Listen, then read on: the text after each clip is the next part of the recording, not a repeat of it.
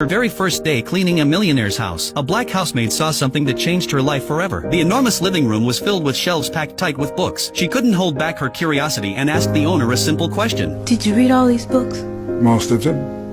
Why? His answer made her realize something powerful. Knowledge could truly change a person's destiny. That night, when she got home, she turned off the television. She sat down and made a learning plan for her children. She told them they had to finish 2 books every week, and on weekends they needed to write a report about what they had read. If you use that time to develop your God-given gifts, wouldn't be long before folks was watching you on TV. Those words sank deep into her son's heart. From then on, a boy named Carson studied late into the night. But even with all his effort, he was still at the bottom of the class. When his teacher asked how many questions he had answered correctly on the exam, he whispered, "None." The classroom erupted with laughter. Carson lowered his head in shame. Every day after school, he avoided his classmates so he wouldn't face their stares. But the teasing never stopped. Finally, he lost his temper and got into a fight. He was sent to the principal's office. When the principal demanded an explanation, Carson said it was an accident. But no one believed him. The principal pulled out his report card and handed it to his mother. It was filled with nothing but D's and F's. He warned her that if things didn't change soon, the school would have no choice but to expel him. On the way home, Carson was overwhelmed with guilt. He promised his mother he would never fight again. But when it came to grades, he wasn't so sure. He had already tried his hardest. And maybe his classmates were right. Maybe he really was dumb. But his mother looked him in the eyes and said firmly, "You're not dumb, my son. You are smart. You just haven't used your intelligence yet. But if you keep these grades, you'll spend your whole life scrubbing floors in a factory." Her words shook Carson to the core. He vowed to change, to prove himself to his mother. Yet no matter how hard he worked, his grades didn't improve. Then one day, his mother noticed something strange about the way he read. She soon discovered the truth. Carson was severely nearsighted. She didn't hesitate. She broke open her savings and bought him his first pair of glasses. For the first time, the words on the board came into focus. For the first time, his eyes locked onto the pages of his books. Slowly, his grades began to rise. The day he finally passed an exam, his mother's joy was beyond words. From that moment on, Carson started to love learning. He read late into the night at the library. He read in his dimly lit bedroom. He even read in the bathroom at home. Anywhere he could, he studied. Soon, his grades improved dramatically. When he brought home his very first A, he rushed home after school, eager to share the joy with his mother. But she told him calmly, "If others can do it, you can too, and you can do even better." Those words became his driving force. Carson pushed himself harder than ever. The first time he stood at the front of the class to be praised by his teacher, he felt something he had never experienced before. It lit a fire inside him. As time passed, his hunger for knowledge only grew. He became fascinated with everything, even a simple pebble on the ground. His curiosity drove him to read every book he could find about rocks. That curiosity paid off one day in science class. The teacher held up a black stone and asked if anyone knew what it was. The room was silent. Then Carson raised his hand. "It's obsidian," he said, and went on to explain how it formed. His explanation was so detailed that even the teacher learned something new. From that day on, his classmates saw him differently. After class, the teacher showed him a microscope and invited him to take a look. That single moment opened a door to a whole new world. Carson's desire to explore the unknown grew even stronger. 4 years later, the boy who once sat at the bottom of the class stood proudly at the top of his grade. His mother watched him walk across the stage to receive an award, her heart bursting with pride. After years of determination, Carson earned a place at Yale University with a full scholarship. He even met a brilliant young woman who became his girlfriend. Together, they dreamed of the future. But Carson still faced obstacles. His grades in chemistry were so poor that he had failed multiple times. If he didn't pass this time, his dream of becoming a doctor would collapse. As he struggled, his girlfriend asked him, "What's the thing you do best?" "Reading," Carson replied. "Then do what you do best." She said, "Read. Read as much as you can. You'll find the answers in those books." Carson took her advice. He studied day and night. With her help, he filled in every gap in his knowledge. When the exam finally came, the pages were filled with complex chemical formulas. But Carson's mind was ready. Answers flowed as if his pen had a life of its own. When the results were posted, his name was there. His hard work had paid off. At graduation, Carson was recommended for an interview at Johns Hopkins Hospital, a place known as the Mecca of medicine. But it was also where countless dreams were crushed. Each year, they accepted only 2 neurosurgeons. And that year, 125 applicants competed for those spots. One question mattered most. "What makes you think you can be a brain surgeon?" Carson answered calmly. He spoke about his passion for exploring the unknown. Then he asked, "Do you believe in miracles? The human brain is a miracle, and I believe every person has the power to create miracles." His confidence and composure impressed the interviewers. Those were exactly the qualities a neurosurgeon needed. Carson was accepted. Although he was only an intern, his heart was filled with excitement, but reality was harsh. At first, the receptionist mistook him for a janitor. Later, a senior doctor confused him for a nurse and told him to draw blood from a patient. Carson checked the the chart and realized the patient was severely anemic. Drawing blood could have made things worse. When he refused, the doctor saw it as a challenge to his authority. Carson was harshly scolded. Though humiliated, he held his anger inside. It wasn't weakness, it was self-control. Something life had taught him. Then came his chance. One night in the ER, a young man was rushed in after being struck in the head during a baseball game. His life hung by a thread, but all the neurosurgeons were away at a conference. The only doctor there was Carson, still just an intern. By rule, he wasn't allowed to operate, but as the patient's condition worsened, Carson knew he had no choice. Guided by duty, he stepped into the operating room as lead surgeon for the very first time. 4 hours. He worked with focus and precision, and in the end, he saved a life. But soon after, he was summoned to the director's office. His decision had broken hospital rules and could have put them at risk. He braced himself for punishment. Instead, the director gave him news so shocking it would change his life forever. Want to know what happened next? Follow me. The rest of the story is coming soon.